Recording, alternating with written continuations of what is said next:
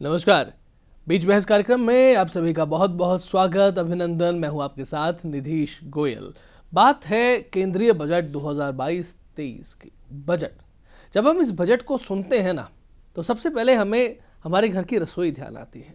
रसोई जब माँ लिखवाती है कि कागज़ में लिखिए कि आपको क्या क्या लाना है, कितना लाना है। सर्दी का मौसम है और बेसन की बात आती है। बेसन यूँ सेहत के लिए बड़ा अच्छा होता है, लेकिन उसका मिजाज इसलिए रूखा या ख़राब हो गया है क्योंकि बेसन के अक्सर तले हुए पकौड़े बनते हैं जो सेहत के लिए शायद उतने ठीक नहीं होते हो। लेकिन जब ये बजट ये सेहत के साथ में जुड़ता है, तन के साथ में, मन के साथ में, धन के साथ में जुड़ता है, तो आपके घर की सेहत ठीक होती है। और अगर एक बड़े घर की बात करें, इस घर को ज़रा विस्तार दें, तो ये घर हमारा भारत बनता है।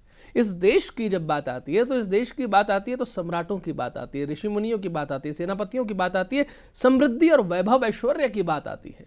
लेकिन उसके लिए भी एक बजट चाहिए। कहाँ कहाँ एलोकेशन करना है, शिक्षा में कितना, सेना में कितना, उद्यमियों को कितना, टैक्स की बात कितनी है।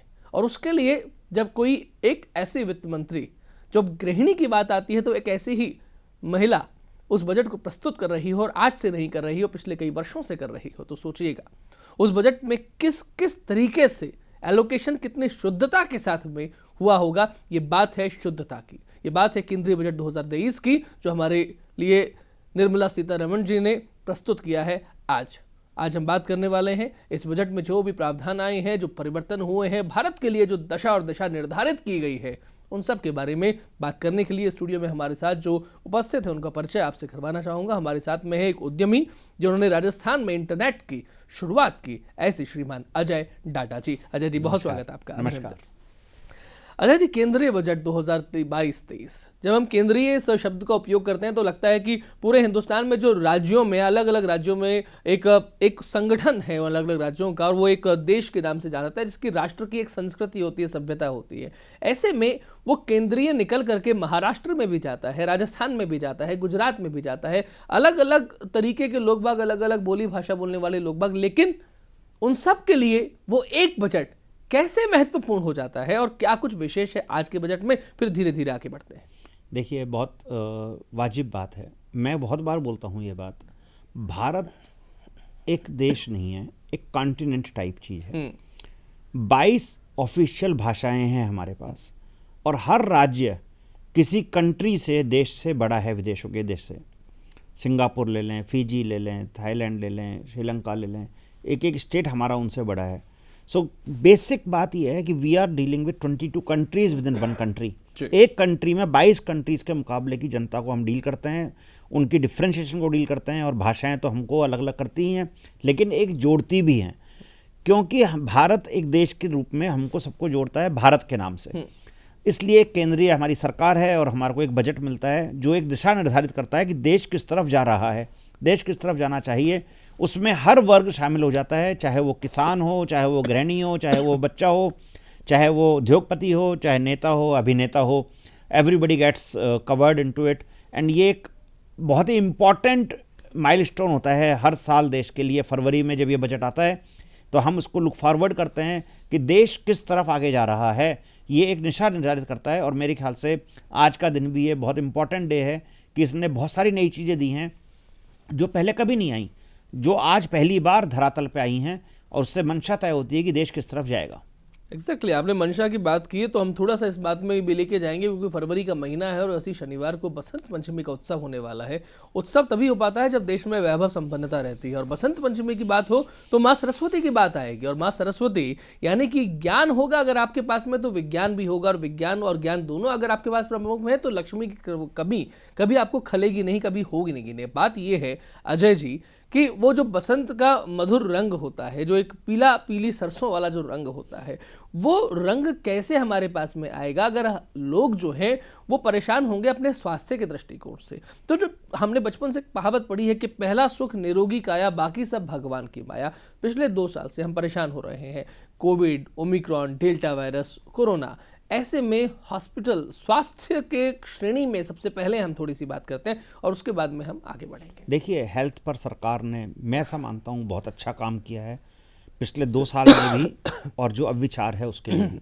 इसको थोड़ा सा सोच के देखें जी। और मैं दर्शकों को और आपको 10 सेकंड सोचने के लिए रिक्वेस्ट करूंगा जी।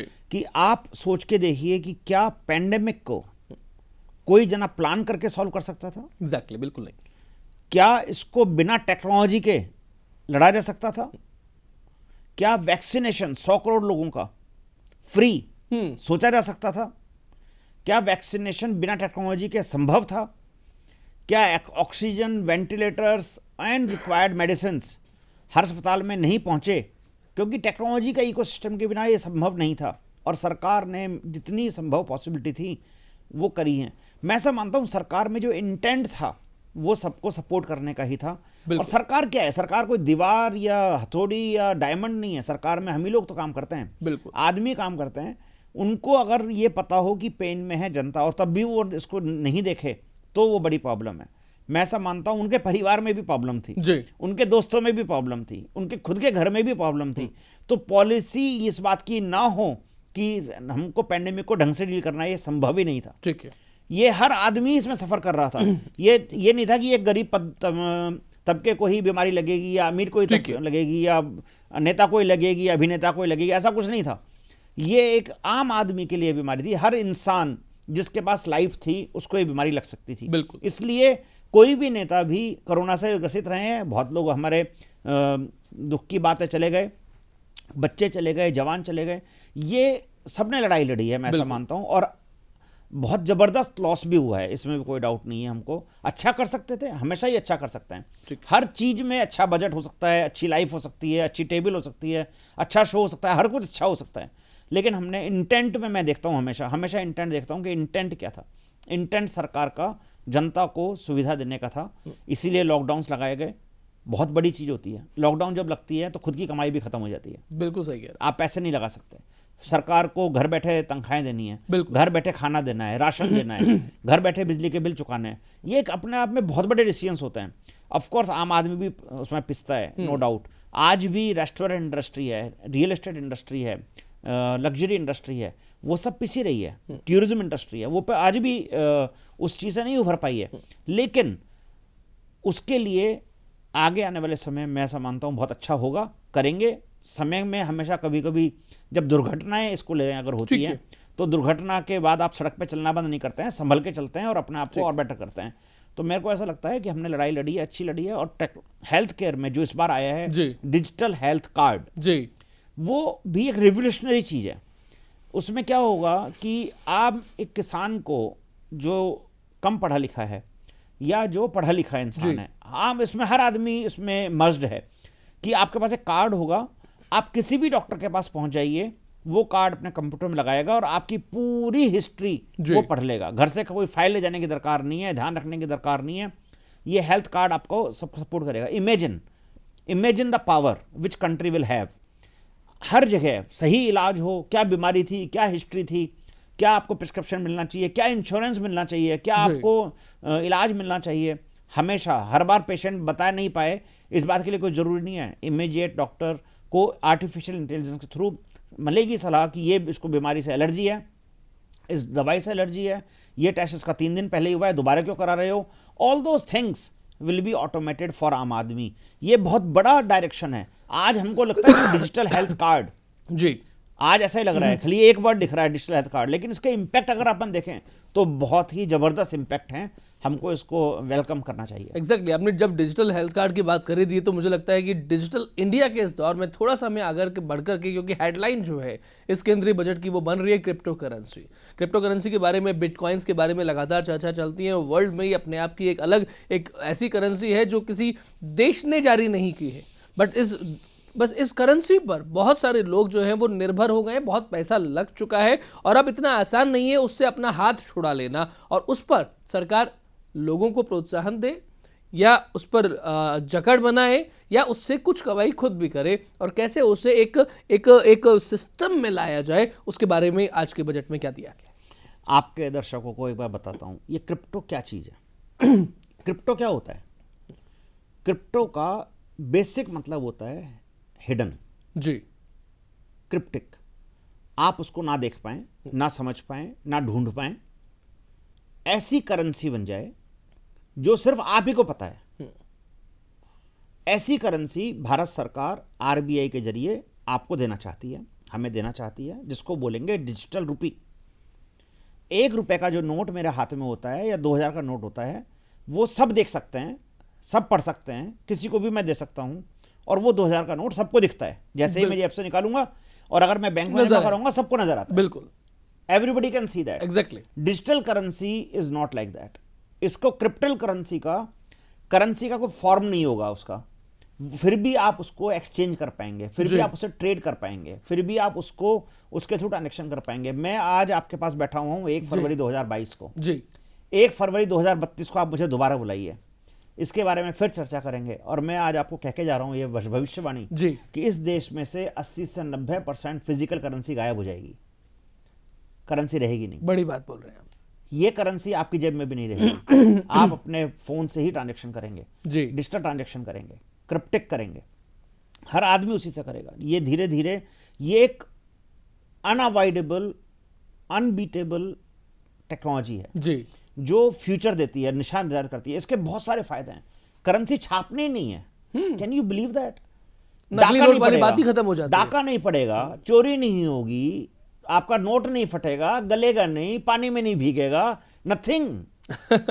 सो आपके लिए ये जो करेंसी है, रीयूजेबिलिटी नहीं है, तो you are just printing a digital currency. उसको माइनिंग बोलते हैं, वो एक अलग तरीका है, उसको अलग से देखेंगे।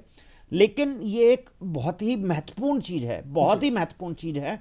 और दूसरी बात सरकार ने आज कही है 30% टैक्स की। जी, तो दो बातें हैं क्रिप्टो करेंसी में, वो भी समझनी चाहिए। Crypto currency as a digital rupee currency जब आती है, उसको ट्रेडेबल जब बनाया जाए कि आप मुझे 100 रुपए करेंसी के माध्यम, डिजिटल करेंसी के माध्यम दे सकें और मैं उससे जाकर के सेब खरीद सकूं, दैट इज डिजिटल करेंसी। ठीक, राइट? जैसे 100 रुपए फिजिकल होता है, बिल्कुल ठीक है। लेकिन एक ट्रेडेबल असेट क्लास, क्या आप ये काम गोल्ड से कर सकते हैं? रोज नहीं कर पाएंगे। क्या आप जमीन से कर सकते हैं? नहीं कर पाएंगे। क्या आप हीरे से कर सकते हैं? बहुत मुश्किल, लेकिन असेट क्लास है वो। सो इथेरियम, बिटकॉइन, जो दुनिया भर में डिजिटल करेंसीज हैं, उनको अगर आप इंडिया में ट्रेड करते हैं जी, आप कर सकते हैं। जो मेरे को इसका निष्कर्ष निकल के आया है, लेकिन उससे जो कमाएंगे उससे आपको 30% टैक्स देगा। You can trade but you can not transact. दोनों में कर सकते हैं, ट्रांजैक्ट नहीं कर सकते। आप इथेरियम से पेमेंट नहीं कर पाओगे। पेमेंट करना है या पेमेंट रिसीव करना है तो आपको डिजिटल रूपी चाहिए, वो आरबीआई का चाहिए। और मुझे लगता है ये बहुत ही सही कदम है। मैंने ये डिमांड रखी थी इस देश में जहां पर बहुत ही लो इनकम ग्रुप के लोग भी रहते हैं जी, जो साल में 25,000 से 50,000 रुपए भी कमाते हैं। बिल्कुल ठीक है। इस प्रोफाइल के लोग भी हैं और ऑब्वियसली 5 करोड़ रुपए महीने कमाने वाले लोग हैं, तो उनको तो भूल जाते हैं। लेकिन ये बहुत बड़ी तादाद है और हमें जानते हैं कि सिर्फ 3% लोग इनकम टैक्स देते हैं जो टैक्स नेट में है। 3%, राइट? सो जो इंपॉर्टेंट बात है, हम बाकी लोगों के लिए हमको सोच करके ही आगे बढ़ना होगा। हम ऑटोक्रेटिक किंग के हिसाब से नहीं चल सकते हैं। सो इसमें उनके लिए ये जरूरी है कि सुरक्षित करेंसी पैटर्न हो। तो जो डिजिटल करेंसी, मान लीजिए मैंने किसान से अनाज खरीदा और मैंने डिजिटल करेंसी से पेमेंट दिया और उस करेंसी की वैल्यू कल खत्म हो जाए, ठीक बात, एग्जैक्टली, तो जीरो हो जाए, तो आपने तो किसान को मार दिया ना, वो तो धोखाधड़ी कर दी ना आपने उसके साथ। तो वो करेंसी रिजर्व बैंक से बैक्ड होनी चाहिए। आज आपके जेब में नोट है, सबके सारी जनता जो सुन रही है आपके जेब में भी करेंसी है। लेट अस से फॉर एग्जांपल हम उस दिन को चले जाते हैं जिस दिन नरेंद्र मोदी जी शाम को 8 बजे टीवी पर आए थे और कहा कल से इसकी वैल्यू खत्म जी। तो वो जो नोट 2000 का था या 1000 रुपए का था, उसकी वैल्यू क्या हुई? उसकी वैल्यू हो गई जीरो। फिजिकल नोट जो है उसकी वैल्यू जीरो, लेकिन अगर बैकअप होगा, डिजिटल की फॉर्म होगा तो कहीं इशू नहीं है। सरकार से बैकअप होगा तो वो कभी भी जीरो नहीं होगा। ये है डिफरेंस, एक सही एग्जांपल से समझाने का, कि जब सरकार बैक करती है उस कागज की वैल्यू है, अगर कागज पे बैक नहीं है उस वो कागज है। तो ये बड़ी बहुत इंपॉर्टेंट बात है कि अगले, आ चूंकि आपने बात की है कि अगले 10 साल में हम लोग किस तरीके से क्रिप्टो करेंसी पर भी जाने वाले हैं, उस पर लगातार काम करने वाले हैं और डिजिटल रूपी पर काम करने वाले हैं। चूंकि आपने टैक्स की बात कर दी है तो थोड़ा हम इस पर भी आएंगे, क्योंकि मिडिल क्लास जो है उसको हमेशा एक अपेक्षा रहती है कि भाई हमारे जो टैक्स जो है, क्योंकि मिडिल क्लास यानी कि जो टैक्स भरने वाला है 3% में ही वो आता है, जो बाकी 97% बचते हैं उनको हम कौन सी क्लास में रखेंगे ये मुझे नहीं पता। तो वो जो टैक्स की बात है, एक बात उसके लिए, और दूसरा कॉर्पोरेट सेक्टर, इसके बारे में भी हम थोड़ा सा चर्चा करेंगे। लेकिन पहले टैक्स स्लैब जो सामान्य आदमी, मुझे ऐसा लगता है अगर मैं वित्त मंत्री होता तो शायद मैं टैक्स स्लैब सैलरी क्लास के लिए कुछ जरूर करता, considering Covid. In the picture, जी, अदरवाइज नॉट।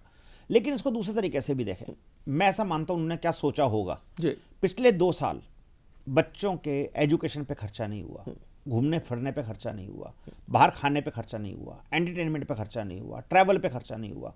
तो वित्त मंत्री ने क्या सोचा, और उनको पास डेटा है, बैंकों में बैलेंस दिखते हैं, उनको नजर आता है कि आज एक सैलरी क्लास के पास में 2019 के मुकाबले 2021 में क्या सेविंग्स हैं, कितने पैसे हैं, कितने खर्च किए, उनको पता है। ठीक है। तो उनको लगता है, शायद मैं ऐसा मानता हूं कि ये कैलकुलेटेड मूव है कि वो ज़्यादा इसलिए परेशान नहीं होंगे क्योंकि उनके पास में सफिशिएंट रिजर्व्स इनकम उनके सेव्ड पास में हैं, है, ठीक है, इनकम सेविंग्स सेव्ड हैं। 2 साल में उन्होंने पैसे बचाए हैं, और ये सच भी है। ठीक है। आप कपड़े खरीदते थे, आपने दिवाली पे पिछले साल कपड़े नहीं खरीदे, कहीं शादियां नहीं हुई, शादियां नहीं हुई, ठीक ज्वेलरी बात नहीं खरीदी गई, कार नहीं खरीदी गई। ठीक बात है। आप नैनीताल और मसूरी घूमने जाते थे, विदेश घूमने जाते थे, नहीं गए, ठीक बात है। ट्रैवल नहीं किया, ये पैसे सब बचे हैं। ठीक है। और कहीं ना कहीं अगर हम देखें, कोरोना के अलावा बीमार भी लोग कम हुए हैं क्योंकि ट्रैवल नहीं करते थे, तो मेडिकल पे भी खर्चा कम हुआ है। तो मैं ऐसा मानता हूं कि ये कैलकुलेटेड मूव है फ्रॉम एफएम की तरफ से, इन सब बातों को ध्यान में रख के कि शायद हम इस साल उनको नक सकते हैं। लेकिन भावनात्मक रूप में अगर देखें इसको अपन, तो शायद अगर कुछ कर देते, चाहे 2% आत्मिक संतुष्टि मिल जाती, तो बहुत बड़ी संतुष्टि मिल जाती, फर्क ज्यादा नहीं पड़ता। ठीक है। तो जो ये चर्चा है वो खुशी वाली हो जाती, ठीक है, कि हाँ यार हमारे लिए भी कुछ हमारे सोचा लिए भी है। कुछ किया है। लेकिन हम उसके साथ साथ में थोड़ी सी, अब अजय जी यहाँ पर वो भी बात करना चाहिए, क्योंकि आप एक एंटरप्रेन्योर हैं और पिछले बहुत वर्षों से, आपको 20 वर्ष से भी अधिक काम हो चुका है इस फील्ड में काम करते करते। राजस्थान की बात करें, इंटरनेट की सप्लाई सबसे पहले आपने शुरू की। बात ये है कि कॉर्पोरेट्स की जब हम बात करते हैं तो अक्सर बात की जाती है कि कॉर्पोरेट मतलब 1000 करोड़ों का या लाखों करोड़ों का आसामी है। लेकिन बात यहाँ ये क्यों की जाती है, क्योंकि आज कॉर्पोरेट टैक्स में जो घटाव किया गया है जिस तरीके से, तो वो एक फायदा देने वाली बात। तो कल ये बात शुरू होगी कि आपने अमीरों को, कॉर्पोरेट्स को तो फायदा दे दिया, और गरीबों को या फिर मध्यम क्लास के, उसको आपने टैक्स में फायदा नहीं दिया। तो वो जो कॉर्पोरेट क्लास को फायदा देने वाली बात है, वो केवल क्या एक कॉर्पोरेट क्लास को है, या फिर उसके माध्यम से जो हजारों परिवारों में जो खुशियां हर महीने जाती हैं, कॉर्पोरेट क्लास क्या क्लास होता है? मेरा मानना यह है गोयल साहब कि जो नौकरी कर रहा है जी, वो, और जो नौकरी दे रहा है वो, ये दोनों ही बराबर से इंपॉर्टेंट पिलर्स हैं। बिल्कुल। अगर नौकरी देने वाला, मैं थोड़ा सा बड़ा मानता हूं उसको, क्योंकि वो एक रिस्क भी लेता है, पैसे लगाने का, इन्वेस्ट करने का, लोन लेने का जोखिम लेता है, अपना घर गिरवी रखता है, अपनी एसेट गिरवी रखता है, अपनी ज्वेलरी गिरवी रखता है और बिजनेस करता है। इसलिए मैं उसको थोड़ा सा ऊपर मानता हूं। ठीक है। अगर उसको 0.5%, 1%, 2% का एक्स्ट्रा बेनिफिट होता है, मैं ऐसा मानता हूं कोई भी एंटरप्रेन्योर, एक्सेप्शंस को जो चोरी करते हैं उनको हमेशा अलग कर दीजिए। जैसे हमारे समाज में लोग डाका भी डालते हैं, चोरी भी करते हैं, मर्डर भी करते हैं, उनको चर्चा में हम समाज में नहीं ले सकते हैं, उनको अलग रख दीजिए। बिल्कुल। ऐसे एंटरप्रेन्योर्स जो लीग से हटके चलते हैं उनको छोड़ देते हैं, लेकिन जो लीगली चलते हैं उनको हमेशा, मैं ऐसा मानता हूं, सरकार को ज्यादा से ज्यादा बेनिफिट देने चाहिए, एग्जैक्टली, ज्यादा से ज्यादा उनको सुविधाएं देनी चाहिए, ठीक बात है। और डिमांड करनी चाहिए, बेटा और ग्रो करिए, और 5000 नौ जॉब दीजिए, और 100 करोड़ का इन्वेस्टमेंट करिए, हमसे और पैसे लीजिए, हमें और टैक्स दीजिए। That is the cycle. अगर आप कॉर्पोरेट सेक्टर को कुछ ग्रोथ कराते हो तो उसका रिजल्ट क्या है? रिजल्ट है एम्प्लॉयमेंट, ठीक है, रिजल्ट है प्रॉफिट, एग्जैक्टली, प्रॉफिट पे tax. So at the end of the day आप एक हाथ से देते हो, दूसरे हाथ से आप पूरी सामाजिक स्थिति को सुधारते हो, बिल्कुल, टैक्स लेकर के आते हो। तो मेरा ऐसा मानना है, ये बहुत इंपॉर्टेंट एस्पेक्ट है कि we have to support the corporate sector to the maximum possible. और मैं यहां पर कहने के लिए एक बात रखूंगा, हम समाज में हीरोज से मिलते हैं। बिल्कुल। जयपुर में अगर कोई फिल्म स्टार आ जाए तो भीड़ लग जाती है, लेकिन एक एंटरप्रेन्योर आ जाए तो उससे मिलने में हमको कोई चाव नहीं होता है, जबकि ये बिल्कुल उल्टा होना चाहिए, बिल्कुल उल्टा। एग्जैक्टली। हीरो नहीं, वो अभिनेता हैं, फिल्म पे काम करते हैं, सिनेमा में काम करते हैं। असली हीरो कौन है? जो यहां सिनेमा घर चलाता है, हाँ, एग्जैक्टली, जो सिनेमा घर चलाता है, इन्वेस्ट करके बैठा है सिनेमा हॉल पे, नौकरी दे रहा है, अभी कोरोना में बेचारा बंद बैठा हुआ है फिर भी नौकरी दे रहा है, वो रियल हीरो है। वो टैक्स देता है, वो रियल हीरो है। तो मैं ऐसा मानता हूं हमको समाज में हीरो की डेफिनेशन भी चेंज करनी जो चाहिए। परिभाषाएं बदलनी पड़ेगी। एक्चुअली होता क्या है, हम केवल किस बात के आदर्श का मतलब क्या, आदर्श कौन होना चाहिए, हीरो कौन होना चाहिए, और एंटरटेनर को अगर हम हीरो बना देंगे तो शायद हम समझ नहीं पा रहे हैं कि एक्चुअली हमारे दिमाग में कुछ जो एक फिल्म में आया था केमिकल लोचा, ये एक्चुअली असल केमिकल लोचा शायद यही है। Ajay ji, MSME sector, skill India, startup India, stand up India, ये स्टैंड अप इंडिया खड़ा तभी होगा जब हर एक पैर जो है वो खड़ा होगा। एमएसएमई सेक्टर वही बात करता है कि किस तरीके से छोटे छोटे उद्योगों के, बचपन में हम लघु उद्योग, कुटीर उद्योग पढ़ते थे, लेकिन बस पढ़ते थे विज्ञान सामाजिक विज्ञान की किताबों में। अब लग रहा है कि चरितार्थ हो रहा है जब लोग मुद्रा लोन के लिए जाते हैं। तो यहाँ इस जगह पर कुछ ऐसा कुछ नया जो आपको देखने को मिला हो केंद्रीय बजट 2022-23? नहीं, गवर्नमेंट ने एमएसएमई सेक्टर के ऊपर पूरा फोकस रखा है। एमएसएमई सेक्टर को और करा जा सकता है, और मेरी ये डिमांड रही है एमएसएमई सेक्टर के लिए कि 2 काम एमएसएमई सेक्टर के लिए इस बजट में नहीं किए हैं लेकिन जल्दी ही करने होंगे और होने चाहिए। वो है डिजिटल पेमेंट पे support, digital payment support. Okay, credit card charges, debit card charges को खत्म करना चाहिए। कोई भी ट्रांजैक्शन एमएसएमई करे उसके ऊपर वो वाहन सरकार को वहन करना चाहिए या बैंक के थ्रू वहन कराएं, उसको फ्री कर देना चाहिए। उसके इंफ्रास्ट्रक्चर को सपोर्ट करना चाहिए, डिजिटल पेमेंट अनेबल करना चाहिए, लोन की व्यवस्था और ईज करनी चाहिए, कम कोलेटरल पे ज़्यादा लोन मिले ये व्यवस्था करनी चाहिए, जल्दी मिले ये तुरंत मिले चलनी चाहिए, इंटरेस्ट रेट पे ध्यान देना चाहिए। गवर्नमेंट का मेरे ख्याल से इस तरफ फोकस है, और एमएसएमई सेक्टर के बिना ये देश या कोई भी देश वर्ल्ड में नहीं चल सकता है। एग्जैक्टली। एमएसएमई, मैं इसको बोलता हूं long tail big head. MSME sector is a long tail. ये जो सेक्टर है ये सबसे बड़ा सेक्टर, बड़ी लंबी लाइन है। बिल्कुल ठीक बात की। उसके वजह से ही ये स्थिरता है। बिग टेल बिग हेड के भरोसे अगर आप एक कंपनी का भरोसा रहेंगे और उसमें कुछ गड़बड़ हो गई जी तो आप गए, टाइटैनिक डूब गया। बिल्कुल सही बात है। छोटी छोटी 100 नौ हैं तो कोई ना कोई तो बच के बाहर आई जाएंगी। Exactly. So that is the game which we have to play, कि we have to always focus on long tail as much as possible, make them solid, make them strong. Big head के बराबर की 10,000 कंपनियां हो long tail में, वो ज्यादा important है। अगले, क्योंकि हम कार्यक्रम के अंतिम दौर में, हालांकि बहुत सारी चीजें हैं बात करने के लिए, हम सैन्य बजट के बारे में बात करें, रेल के बारे में बात करें, परिवहन के बारे में, इंफ्रास्ट्रक्चर के बारे में, लेकिन चूंकि आप एक फाइनेंस से जुड़े हुए व्यक्ति हैं इसलिए हमने अभी तक इतनी ही बात की, इसलिए मैं यहीं पर बात करना चाहूंगा पूरी क्लाइमेक्स में आज के कार्यक्रम के अंतिम दौर में। क्या लगता है भारत को जिस ट्रिलियन नंबर जो हमारे प्रधानमंत्री बोलते हैं कि $5 ट्रिलियन की अर्थव्यवस्था होना है, क्या ये बजट उस दिशा में एक सही कदम रखा हुआ आपको दिखाई दे रहा है? बिल्कुल ठीक, मैं मानता हूं, और इसको मील के पत्थर साबित होंगे 3 चीजें जो आज के बजट में है, जो पहले कभी नहीं हुई जी। 3 चीजें, भाषा, रीजनल भाषा का उपयोग इन स्कूलिंग, उसमें प्रोफेशनल एजुकेशन, एग्रीकल्चर के लिए special universities and skill, digital currency, post office में बैंक। ये क्यों इंपॉर्टेंट है आप सोचिए, बैंक तो हर जगह खुला हुआ है ना, क्यों जरूरत है पोस्ट ऑफिस में? उसका सिग्निफिकेंस बताता हूं आपको। ऐसा नहीं है ABCD क्लास आया बाई चौकीदार ड्राइवर, वो आज बैंक में नहीं जा सकते हैं। एग्जैक्टली। लेकिन psychologically they think that is for rich people. बिल्कुल, it is for upper class of the people.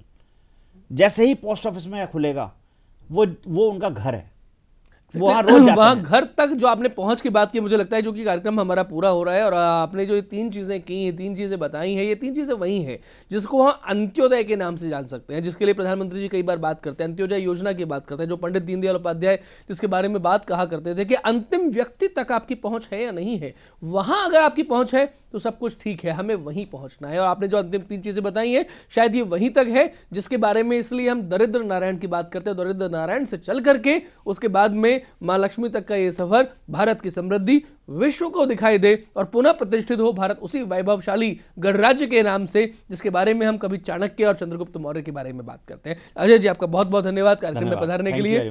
सभी दर्शकों का बहुत धन्यवाद। नमस्कार। Thank you.